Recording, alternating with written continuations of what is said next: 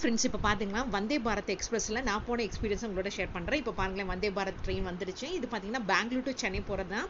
இது பார்த்தீங்கன்னா எப்படி இருந்ததுன்னு உங்களுக்கு ஃபுல் அண்ட் ஃபுல் காமிக்கிறேன். இப்போ ஃபுல்லாக ட்ரெயின் வந்ததுலேருந்து நான் உள்ளே என்ட்ரு ஆனதுலேருந்து எல்லாமே உங்களுக்கு காட்டுறேன். நிறைய பேர் வீடியோ எடுத்துகிட்டு இருந்தாங்க. இதுக்குள்ள கிரேஸ் இருக்குது இல்லைங்களா இந்த வந்தே பாரத்துக்கு, அதுவும் நிறைய பக்கம் இதை விட்டுருக்காங்க. ஸோ இப்போ பெங்களூர்லேருந்து சென்னை போகும்போது எப்படி இருந்துச்சு உங்களுக்கு எக்ஸ்பீரியன்ஸ் நான் உங்களுக்கு காட்டுறேன். ஸோ இப்போ பார்த்தீங்கன்னா ஆரஞ்சு கலரில் வந்துச்சு எங்களோட வந்தே பாரத் ட்ரெயின். இப்போ உள்ளே வந்தோடனே எங்கள் கோச் வந்தோலேருந்து உங்களுக்கு உள்ள என்ட்ரன்ஸ்லேருந்து எப்படி இருக்குங்கிறது காட்டுறேன்.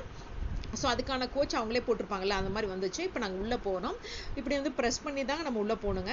இப்போ பார்த்தீங்கன்னா வரவங்களுக்கு வழி விட்டுட்டு நாங்கள் உள்ளே போகிறோம். இப்போ உள்ளே போனோன்னே இப்படி இருக்குங்க. இப்போ பார்த்தீங்கன்னா நம்ம நார்மலாக இருக்கும் பார்த்தீங்களா, அதே மாதிரி தான் சிட்டிங் அரேஞ்ச்மெண்ட் இருந்துச்சு. பட் ரொம்ப நீட்டாக மெயின்டைன் பண்ணியிருந்தாங்க.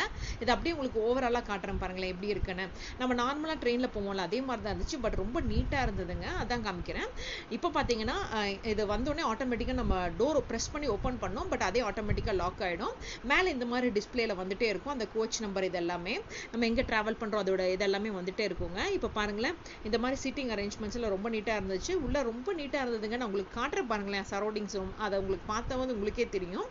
பார்க்கும்போது உங்களுக்கு எப்படி தெரியும் பாருங்களேன், சொல்லவே தேவையில்லை அந்த அளவுக்கு இருந்துச்சு. ஸோ இங்கே பார்த்தீங்கன்னா ஆஸ் யூஷுவல் இந்த ப்ரெஸ் பட்டன் ப்ரெஸ் பண்ணோம்னா நம்ம ஆஸ் யூஷுவல் வந்து சீட்டை வந்து நம்ம நல்லா சாய்ச்சிக்கலாம். அது போக பார்த்தீங்கன்னா இந்த மாதிரி பட்டனை ப்ரெஸ் பண்ணோம்னா லைட் எரியும். அதை பார்த்தீங்கன்னா நம்ம எங்கே வேணுமோ அந்த இடத்துல மூவ் பண்ணி வச்சுக்கலாம். அதான் ப்ரெஸ் பண்ணி உங்களுக்கு காமிச்சிட்ருக்கேன், அழகாக இருக்குல்ல. ஸோ இந்த மாதிரி ஆப்ஷனும் இருந்தது. அதுக்கப்புறம் பார்த்தீங்கன்னா கீழே பார்த்தீங்கன்னா சீட்டுக்கு அடியில் நான் இப்போ காமிக்கிறது பார்த்தீங்கன்னா சீட்டுக்கு அடியில் இருக்கிற சார்ஜிங் பாயிண்ட்டு. அப்புறம் இங்கே காமிக்கிறது பார்த்தீங்கன்னா ஃபுட்டை வந்து அவங்க ஹீட் பண்ணி தருவாங்க, அவங்க ப்ரிப்பேர் பண்ண ஃபுட்டாக. அதுதான் இது உங்களுக்கு காமிச்சிட்ருக்கேன். அதுவும் சூப்பராக இருக்குது பாருங்களேன், பார்க்குறக்கே ரொம்ப அழகாக இருந்துச்சு. அது பார்த்தீங்கன்னா நாங்கள் உள்ளே இருந்ததுக்கும் அந்த வெளியில் இருந்தது, நாங்கள் உள்ள ஸ்டெப்ஸ் ஏறி வந்ததுலேருந்து பார்த்தீங்கன்னா உள்ளே அப்படி இருந்தது, அதான் உங்களுக்கு காமிக்கிறேன். ஸோ அதுவும் நீட்டாக இருந்துச்சு. இப்போ நான் காட்டுறேன் பாருங்களேன், இந்த டோரை இந்த மாதிரி ப்ரெஸ் பண்ணால் இப்படி ஓப்பன் ஆகும். பட் அதே ஆட்டோமேட்டிக்காக க்ளோஸ் ஆகிடும். ஸோ அதுலேருந்து நான் உங்களுக்கு மற்ற கோச் எப்படி இருக்குங்கிறது காட்டுறேன். ஸோ எங்களுதுலேருந்து உள்ளே போயிட்டுருக்கோம். எங்களுது பார்த்தீங்கன்னா C2ங்கிற கோச். இப்போ நான் E1 கோச் எல்லாம் காமிச்சிட்ருக்கேன். இப்போ E1 கோச்சுக்கெல்லாம் வந்து உங்களுக்கு அங்கே எப்படி இருக்குங்கிறது காட்டுறேன். ஸோ வந்தீங்கன்னா டோர் இந்த சைடில் எப்படி இருக்குங்கிறது அதையும் உங்களுக்கு அப்படியே காமிச்சிருக்கேன் பாருங்களேன், செமையாக இருக்குல்ல பார்க்குறக்கேன். ஸோ இப்போ பார்த்தீங்கன்னா இந்த E1 கோச் காட்டுறேன் உங்களுக்கு. அந்த E1 கோச் பார்க்கும்போதே அதுவே தெரியும். இது பார்த்தீங்கன்னா அந்த C1 விட கொஞ்சம் பெருசாக இருக்குது. இங்கே பார்த்தீங்கன்னா இந்த மாதிரி சீட்டிங் அரேஞ்ச்மெண்ட்ஸ்லாம் நல்லா இருக்குது. அப்புறம் நான் காமிக்க சொல்ல மறந்துட்டேனே, என்னோட சீட்டு பின்னாடி பார்த்தீங்கன்னா இந்த மாதிரி ஒரு போர்டு டிஸ்பிளே ஆகிட்டு இருந்தது. அந்த போர்டில் என்ன இருக்குங்கிறதே உங்களுக்கு அப்படியே காமிச்சிருக்கேன் பாருங்களேன். நம்ம எங்கே ட்ராவல் பண்ணுறோம், எந்த இடத்துல இருக்கும் அப்படிங்கிறதெல்லாம் போட்டு காமிச்சிருக்கேன். அப்புறம் ஆஸ் யூஷுவல் பார்த்தீங்கன்னா நம்ம லக்கேஜ்லாம் வைக்கிறதுக்கு இந்த மாதிரி லக்கேஜ் வைக்கிற இடமே இருக்குது. அப்புறம் பார்த்தீங்கன்னா நம்ம எவ்வளோ இது வந்திருக்கோமோ அதுக்கு தகுந்த மாதிரி அவங்க ஃபுட்டு அரேஞ்ச் பண்ணிட்டு இருந்தாங்க, பார்த்துட்டு இருந்தாங்க. நம்ம சீட்டிங் அரேஞ்ச்மெண்ட்ஸ்க்குலாம் நம்ம கரெக்டாக உட்காந்துருக்கோமான்னு பார்த்துட்டு அவங்களுக்கு யார் வேணுமோ என்னென்ன வேணுமோ, அவங்களுக்கு எத்தனை பேசஞ்சர்ஸ் இருக்காங்களோ அதுக்கு தகுந்த மாதிரி வந்து அவங்க டிஃபன் அரேஞ்ச் பண்ணி கொடுத்துருக்காங்க. அதை வந்து நின்றுட்டு இருந்தாங்க. ஸோ அதான் உங்களுக்கு அப்படியே காமிச்சிட்டே இருக்கேன்.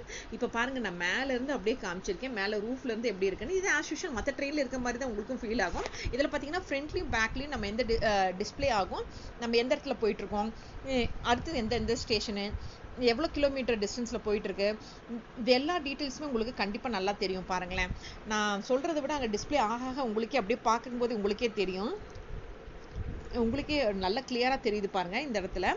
அதுதான் உங்களுக்கு அப்படியே காமிச்சிருக்கேன். ஸோ ஃப்ரண்ட்லேயும் இருக்குது, இது பேக்லேயும் இருக்குது. ஆட்டோமேட்டிக்காக அதே டோர் க்ளோஸ் ஆகும், நம்ம க்ளோஸ் பண்ண வேண்டிய அவசியம் இல்லை. அதான் உங்களுக்கு அப்படியே காமிச்சிருக்கேன். இது பார்த்தீங்கன்னா இந்த கிலோமீட்டர் 129 ஸ்பீடில் அந்த ட்ரெயின் போயிட்டுருக்குங்கிறது அது டிஸ்பிளே ஆகுது.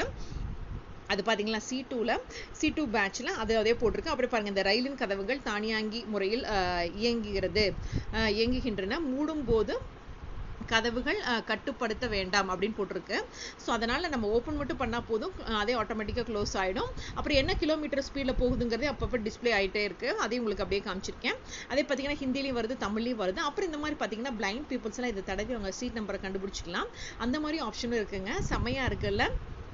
ஸோ நான் ரொம்ப நேரம் போர் அடிக்குதுன்னு சொல்லி அடுத்த கோச் போய் பார்க்கலான்னு பார்த்தேன். அப்போ பார்த்தீங்கன்னா அந்த ஃபுட் ரெஸ்ட்லாம் இங்கே கொஞ்சம் பெருசாக இருந்துச்சு. கோச்சில் கொஞ்சம் ஸ்பேஷியஸாகவும் இருந்துச்சுங்க, ரொம்ப இடமாவும் இருந்துச்சு. அந்த விட இங்கே இருந்த விடும். இப்போ பார்த்தீங்கன்னா பிரேக்ஃபாஸ்ட் டைம் ஆகிடுச்சு. பிரேக்ஃபாஸ்ட்க்கு அது என்னங்கிறது உங்களுக்கு காட்டுறேன். அதுக்கு முன்னாடி அவங்க ஸ்நாக்ஸும் கொடுத்தாங்க. இதில் பார்த்தீங்கன்னா ஜூஸ், இந்த மாதிரி கோவா ஜூஸும் இந்த மாதிரி ஒரு மிக்சர் பாக்கெட்டும் கொடுத்தாங்க. என்னடா 2 வச்சிருக்கேன்னு பார்க்குறீங்களா, ஒன்று என் ஹஸ்பண்டு, ஒன்று வந்து என்னோடது.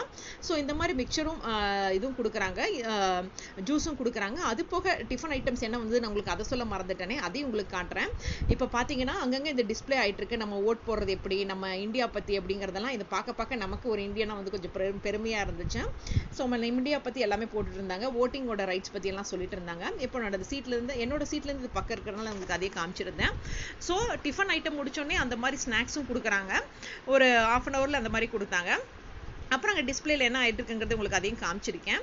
ஸோ இந்த மாதிரி தான் இங்கே இருந்துச்சு. நான் உட்காந்து இந்த சீட் பக்கத்தில் இந்த மாதிரி தான் இருந்தது, உங்களுக்கு அதையும் காமிச்சிருக்கேன்.